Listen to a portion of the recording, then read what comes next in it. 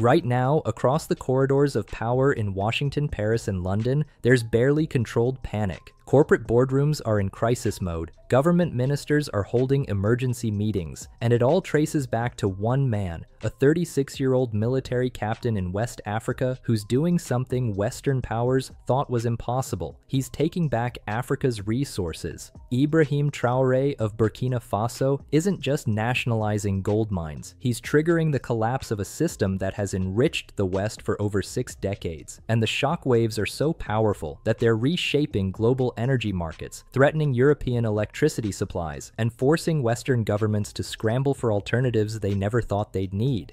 Today, we're exposing exactly how terrified the West has become of Africa's resource revolution, and why they should be. Because what's happening in the Sahel isn't just about one country or one leader. It's about the end of Western economic dominance over Africa, and the panic is real.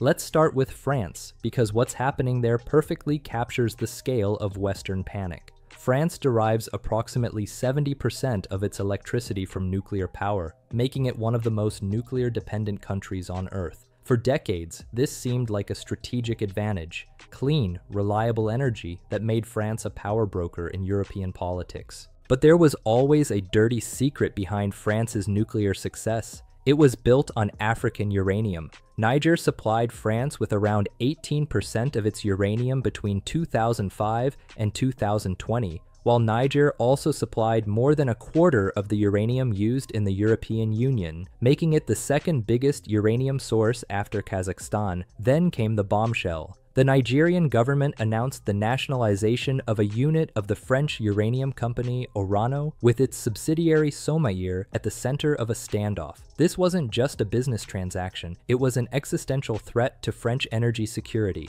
The panic in Paris was immediate and visceral. The coup in Niger could do what Moscow's imposition of war in Ukraine could not: decisively threaten 2/3 of the energy supply in France and 1/4 of the energy supply in European Union. Suddenly, France's nuclear program, the crown jewel of its energy policy, was at the mercy of African leaders who were no longer willing to play by colonial rules. But the Nigerian government wasn't content with just nationalizing the mines. Niger's security forces raided Orano offices and seized company phones, while the military-led government intensified nationalization efforts by seizing equipment from French-owned Orano. This wasn't a negotiation, it was a complete ejection of French control. The psychological impact on French leadership cannot be overstated. For over 50 years, France had treated Niger's uranium as essentially French property, a guaranteed resource flow that powered French homes and industries. Now, African leaders were telling them, this uranium belongs to Niger's people, not to France's nuclear program.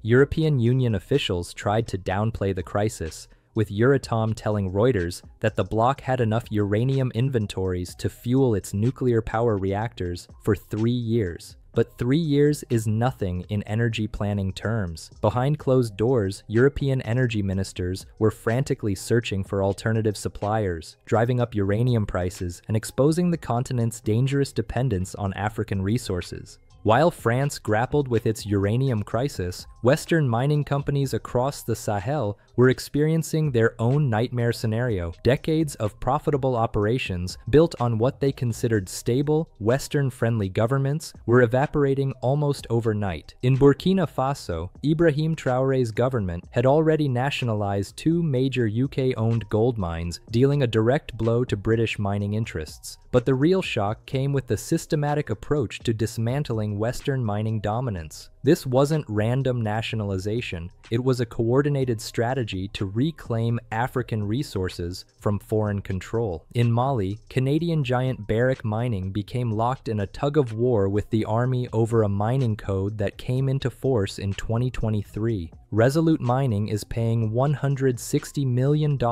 after the government held its CEO, a move that sent shockwaves through mining boardrooms worldwide. The psychological warfare was devastating. Western mining executives accustomed to operating in African countries with minimal government interference suddenly found themselves dealing with leaders who viewed foreign mining companies as enemies of national sovereignty. Niger's military government has consistently characterized foreign mining companies as beneficiaries of unbalanced agreements negotiated during previous administrations. But the panic really set in when these companies realized this wasn't just about individual contracts or negotiations. The mine seizures highlight the shift by military-led states in the Sahel region against Western interests after a series of military coups over the past 5 years. This was a coordinated, regional rejection of Western economic dominance. Mining company stock prices began reflecting this new reality. Investors, suddenly aware that decades of assumed access to African resources could disappear overnight, began dumping shares of companies with significant Sahel operations. The message was clear. The era of guaranteed Western control over African resources was ending, and corporate boardrooms had no idea how to respond. The panic in Western capitals wasn't just about losing access to specific resources. It was about losing geopolitical control over an entire region that had been considered firmly within the Western sphere of influence. For decades, the Sahel had been a Western playground. French troops maintained bases across the region. American military advisors trained local forces. Western companies extracted resources with minimal interference. African governments, dependent on Western aid and military support, rarely challenged established arrangements. Ibrahim Traoré shattered this comfortable arrangement. His resource nationalism wasn't just an economic policy, it was a direct challenge to Western hegemony in Africa, and the speed with which other Sahel nations followed his lead terrified Western strategists who had assumed African governments would never risk coordinated resistance. The Alliance of Sahel States, Burkina Faso, Mali, and Niger represented something Western powers hadn't faced in Africa since the independence movements of the 1960s, unified African resistance to Western economic control. But this time, the resistance was coming from governments that controlled critical global resources. Russia holds its uranium supply chain to maintain its strategic energy influence globally. Through Rosatom, Russia provides 30% of the uranium enriched in the EU and 23% in the US. Western strategists suddenly realized that by losing control over African uranium, they were inadvertently strengthening Russian influence over global energy markets. The panic intensified when Western intelligence agencies began reporting that China and Russia were positioning themselves as alternative partners for African nations seeking to break free from Western economic arrangements. This wasn't just about losing African resources, it was about watching strategic competitors gain access to materials that had powered Western industrial dominance for generations. The full scope of Western panic became clear when energy analysts began calculating the long-term implications of losing Sahel resources. This wasn't just about temporary supply disruptions. It was about the fundamental restructuring of global energy markets in ways that threatened Western strategic advantages. The EU depends on nuclear power for more than 1/4 of its electricity and a higher proportion of baseload power. Losing reliable access to Nigerian uranium didn't just threaten individual power plants, it threatened the entire European energy transition strategy. European leaders had spent years criticizing dependence on Russian energy, only to discover they had an equally dangerous dependence on African uranium.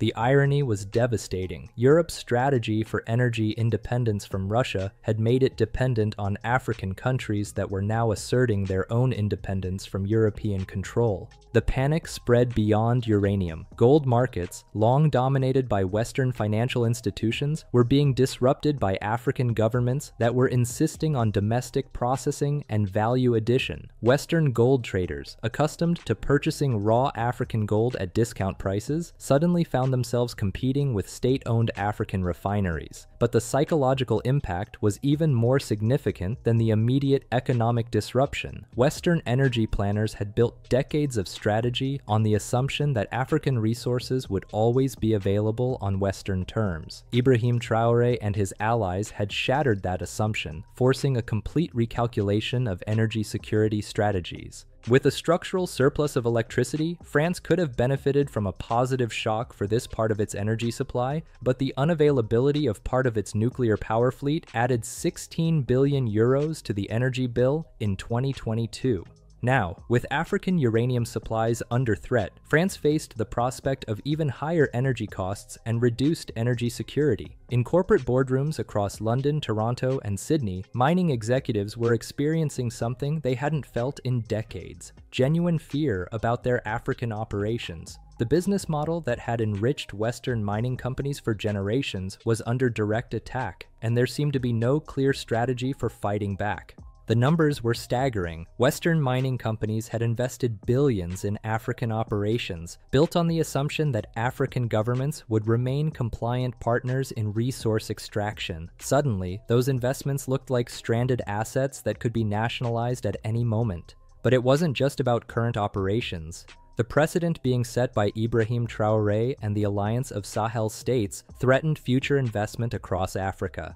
If African governments could successfully nationalize Western mining operations without facing devastating retaliation, what was to stop other African leaders from following the same path?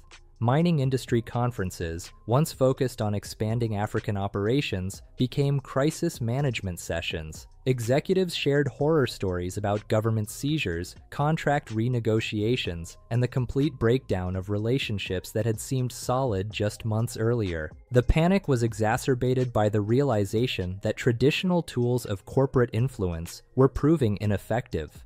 Threats of investment withdrawal, legal challenges, and appeals to international arbitration tribunals were being dismissed by African governments that seemed genuinely committed to economic sovereignty regardless of the consequences. Perhaps most terrifying for Western mining executives was the popular support these nationalization policies were receiving. By portraying the reclamation of mineral resources as a matter of national sovereignty, the junta has tapped into long-standing public frustration with perceived inequitable resource extraction arrangements.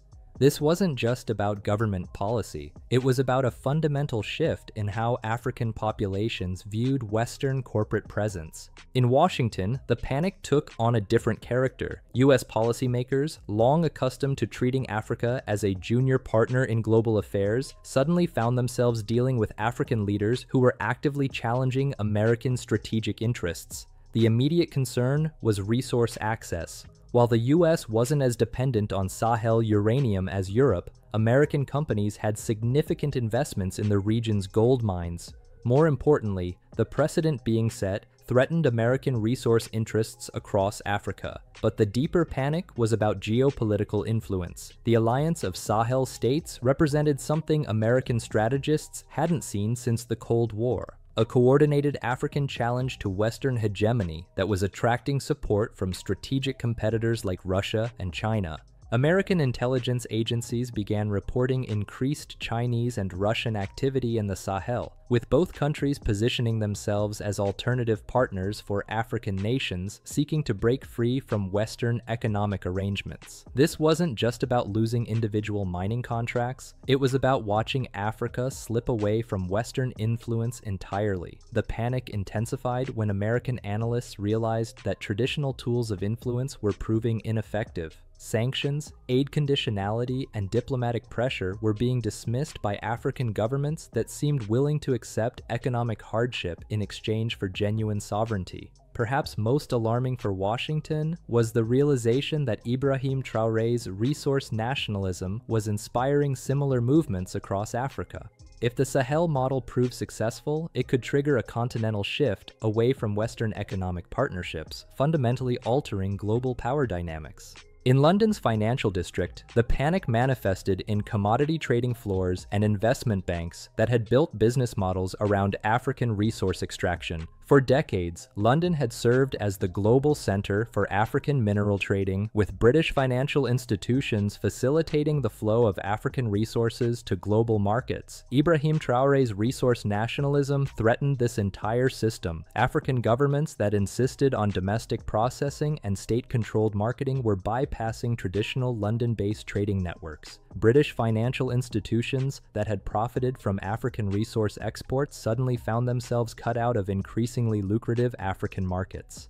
The psychological impact on British financial elites was devastating. London's role as a global financial center had been built partly on its historical connections to resource-rich former colonies. The idea that African governments could successfully challenge this system and build alternative trading relationships threatened fundamental assumptions about British global influence. British mining companies with significant African operations saw their stock prices plummet as investors realized that decades of assumed access to African resources could disappear overnight. The panic was exacerbated by the realization that African governments were coordinating their resistance, making it impossible to play different countries against each other. At European Union headquarters in Brussels, the panic was taking on an existential character. The EU's entire strategy for achieving strategic autonomy from American and Chinese influence had depended on secure access to African resources. Ibrahim Traoré's resource revolution was demolishing those assumptions. France in particular has concerns given the recent coup d'etat in Niger, which may lead to the state falling under Russian influence. As of 2020, 34.7% of French uranium imports came from the country. European strategists suddenly realized they had been building energy-independent strategies on foundations of sand. The panic was intensified by the speed with which the situation was deteriorating. European officials who had been negotiating resource partnerships with African governments just months earlier found themselves dealing with completely different political realities. African leaders who had once been considered reliable partners were now actively challenging European economic interests. But perhaps most terrifying for European leaders was the realization that this wasn't just about individual country policies. It was about a fundamental shift in how Africa related to the rest of the world. The Alliance of Sahel States represented the emergence of a coordinated African challenge to European economic dominance that could inspire similar movements across the continent.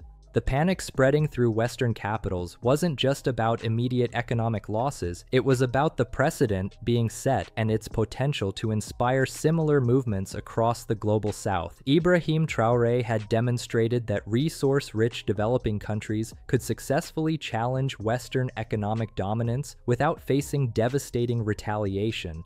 This realization terrified Western strategists who had built global influence strategies on the assumption that developing countries would remain dependent on Western markets, technology, and financial systems. If the Sahel model proved successful and spread across Africa and beyond, it could fundamentally alter global power dynamics. The panic was exacerbated by early signs that Traoré's resource nationalism was indeed inspiring similar movements. Across Africa, opposition politicians and civil society groups were pointing to Burkina Faso's success as evidence that their own countries could challenge Western resource extraction arrangements.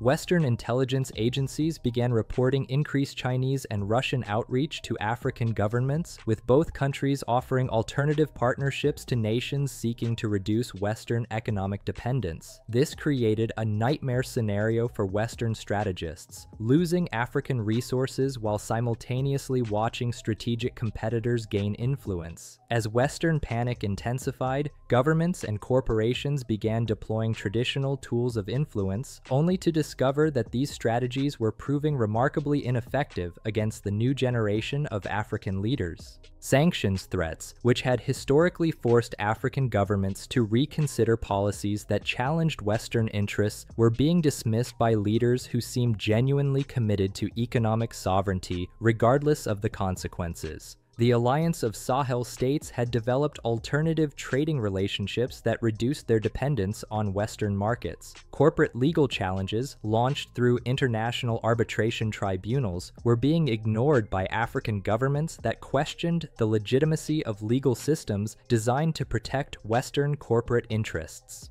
Traditional diplomatic pressure, applied through international organizations dominated by Western countries, was being dismissed as neo-colonial interference. Perhaps most frustrating for Western strategists was the popular support these policies were receiving. Unlike previous African leaders who had challenged Western interests, Ibrahim Traoré and his allies seemed to have genuine domestic backing for their resource nationalism. This made traditional strategies of regime change or political pressure much more difficult to implement. The the failure of conventional counter-strategies intensified Western panic because it suggested that this challenge to Western economic dominance might be sustainable rather than temporary. African leaders who could maintain popular support while successfully challenging Western corporate interests represented a fundamentally new type of threat to Western global influence. The ultimate source of Western panic wasn't just about losing Sahel resources, it was about the potential for Ibrahim Traoré's model to inspire similar movements across the global south. If resource-rich developing countries could successfully nationalize Western corporate assets and build alternative economic relationships, it could trigger a global restructuring of economic power. Early signs suggested this domino effect was already beginning. Across Africa, political leaders and civil society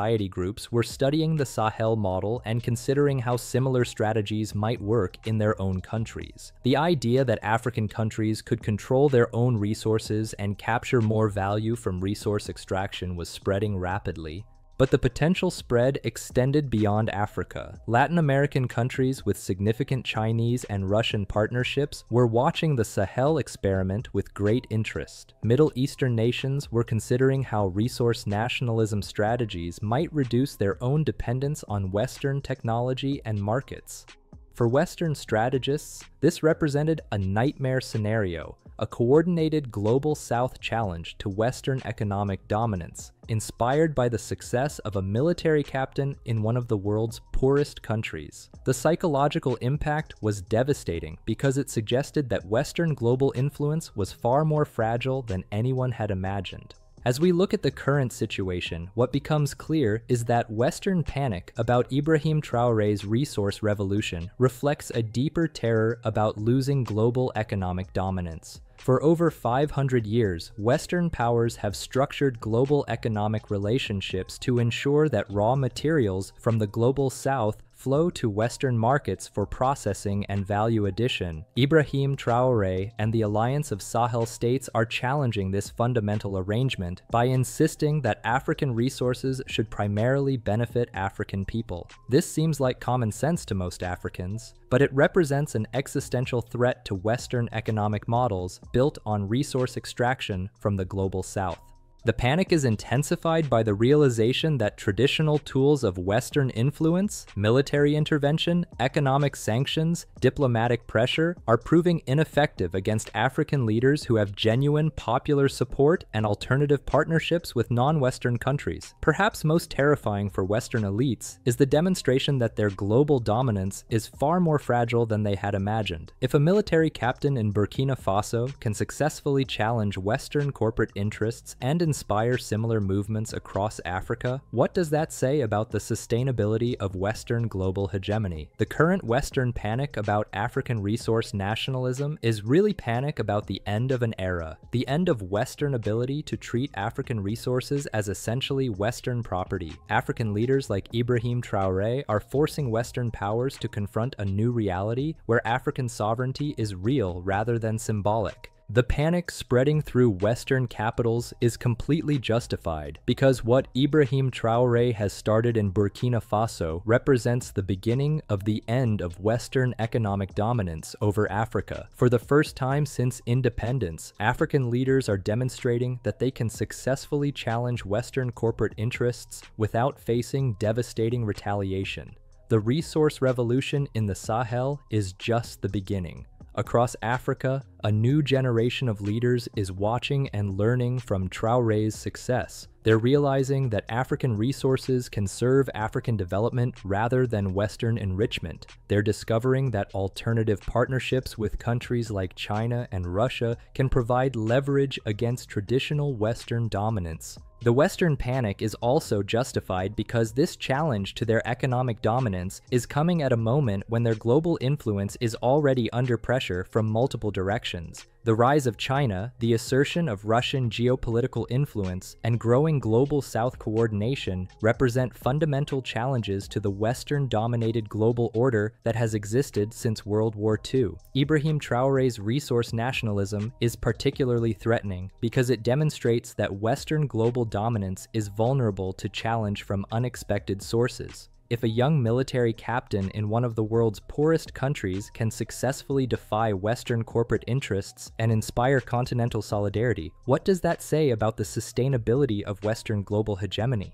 The current panic in Western capitals is really about the recognition that the era of Western economic dominance over Africa is ending. African leaders are no longer willing to accept economic relationships that perpetuate colonial-era patterns of resource extraction. They're demanding genuine partnerships based on mutual benefit rather than continued subordination. This is why Ibrahim Traoré's resource revolution is so significant, and why Western panic about it is so intense. It's not just about losing access to specific mines or resources, it's about losing the ability to treat Africa as an economic subordinate. And for Western powers that have built their global influence on that subordination, the prospect of genuine African economic sovereignty is genuinely terrifying. The question now is whether Western powers will adapt to this new reality of African economic sovereignty, or whether they'll continue to resist and risk even greater losses of influence. Based on the current panic, it seems clear that many Western leaders still haven't accepted that the era of Western economic dominance over Africa is ending. But ready or not, that era is ending. Ibrahim Traoré and leaders like him across Africa are writing a new chapter in the continent's relationship with the rest of the world. And the Western panic about that new chapter tells you everything you need to know about how fundamental this change really is. What do you think about this Western panic over African resource sovereignty? Are Western fears about losing economic dominance over Africa justified? Is Ibrahim Traoré's resource revolution really the beginning of the end of Western economic control over African resources? Let me know your thoughts in the comments below. If you want to see more analysis of how Africa is challenging Western global dominance, make sure to hit that like button and subscribe to our channel. Ring that notification bell so you don't miss our upcoming deep dive into how China and Russia are positioning themselves as alternatives to Western partnerships in Africa. Until next time, keep watching as Africa writes its own economic future, and keep observing the Western panic that reveals just how significant this transformation really is.